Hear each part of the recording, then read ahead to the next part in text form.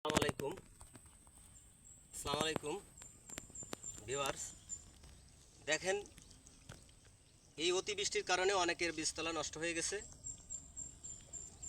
তো তাদের উদ্দেশ্যেই আমার এই আয়োজন এবং এই কথা যে যাদের ভেড়ির চওড়া ভেড়ি আছে, ঘেরের ভেড়ি, এবং যাদের উঠান আছে এবং রোদ সম্পর্কিত মানে প্রচুর রোদ আছে সেই জায়গায়, উঁচু জায়গায় কোনো এই অতি সহজ পদ্ধতিতে এই আশ্রয়ের মাধ্যমে এইভাবে আপনারা বীজতলা তৈরি করতে পারেন এবং কিছু কম্পোস্ট সার, বার্মি সার ইত্যাদি জৈব জাতীয় কম্পোস্ট সার দিয়ে দ্রুত আপনারা বীজতলা তৈরি করে বীজ ফেলতে পারেন এবং 2 সপ্তাহ থেকে 18 দিনের মধ্যে আপনারা এটা রোপণযোগ্য হয়ে যাবে।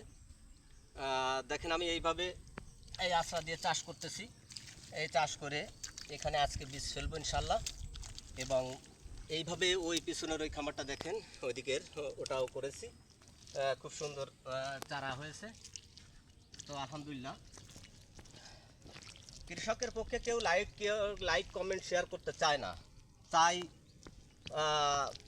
যেগুলো কোনো কাজে দেবে না। অথচ এই কৃষি প্রধান দেশ বাংলাদেশে কৃষকদের পাশে দাঁড়ানো উচিত। সেই উদ্দেশ্যে আমি সব ভিউয়ার্সদের বলবো, আমাকে বেশি বেশি কমেন্ট শেয়ার করুন এবং যাতে আমি এই তথ্যগুলো সারা বিশ্বের কৃষক বান্ধবীদের উপহার দিতে চাই।